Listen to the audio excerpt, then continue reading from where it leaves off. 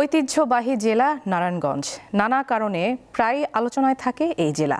ভোটের দিন ঘনিয়ে আসায় এই জেলায়ও দেখা গেছে নির্বাচনের আমেজ। নানা সমস্যায় জর্জরিত থাকার পরও আসন্ন নির্বাচনকে ঘিরে নতুন প্রত্যাশার দিন গুনছে এই জনপদের মানুষ। শিল্প ও তৈরি পোশাক রপ্তানির ক্ষেত্রে অত্যন্ত সম্ভাবনাময় জেলা নারায়ণগঞ্জ। দেশের নিট শিল্প থেকে আসা আয়ের 40% আসে এ জেলা থেকে। পোশাক খাতে বছরে প্রায় $9 বিলিয়ন যোগ করে এ জেলা। ওয়ালটন এখন দেশের সীমানা পেরিয়ে পৌঁছে গিয়েছে 50টিরও বেশি দেশে। ওয়ালটন, ঘরে ঘরে বিশ্বজুড়ে।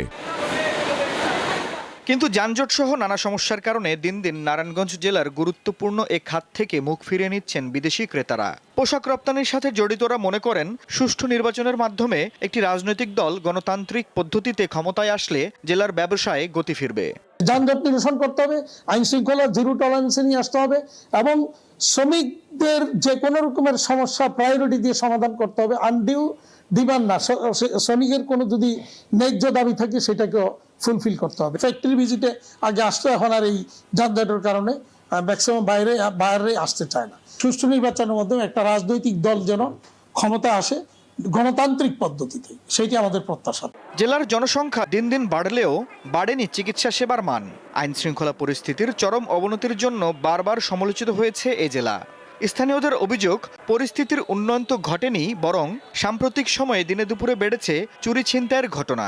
ফলে নির্বাচনের পরিবেশ নিয়ে শঙ্কা রয়েছে। নির্বাচনে যারা প্রার্থী হয়েছেন তাদের কাছে আমাদের একটাই প্রত্যাশা থাকবে, তাদের প্রতিশ্রুতি এবং বাস্তবায়নের মধ্যে যেন আমরা মিল দেখতে পাই। নারায়ণগঞ্জের আইন শৃঙ্খলা পরিস্থিতি অবশ্যই উন্নতি করতে হবে এবং ভোটের সঠিক পরিবেশ নিশ্চিত করে জনগণকে ভোটের আমেজে ফিরিয়ে আনতে হবে। জেলা নির্বাচন অফিসার জানান, নির্বাচনকে সুষ্ঠু করার জন্য সকল প্রস্তুতি নেওয়া হয়েছে। কোনো প্রার্থী নির্বাচনী আচরণবিধি ভঙ্গ করলে তার বিরুদ্ধে আইনি ব্যবস্থা গ্রহণ করা হবে।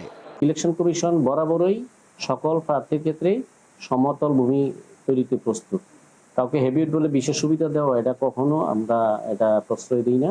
আমরা সকল প্রার্থীকে সমান অধিকার দেওয়ার চেষ্টা করি। নির্বাচনকে ফ্রি, ফেয়ার এবং ক্রেডিবল করার জন্য আমরা যথেষ্ট সচেতন এবং সজাগ আছি। মোট 5টি নির্বাচনী আসন নিয়ে গঠিত নারায়ণগঞ্জের মোট ভোটার 23,92,354 জন। আফরিদ হাসান, দীপ্ত বার্তা কক্ষ।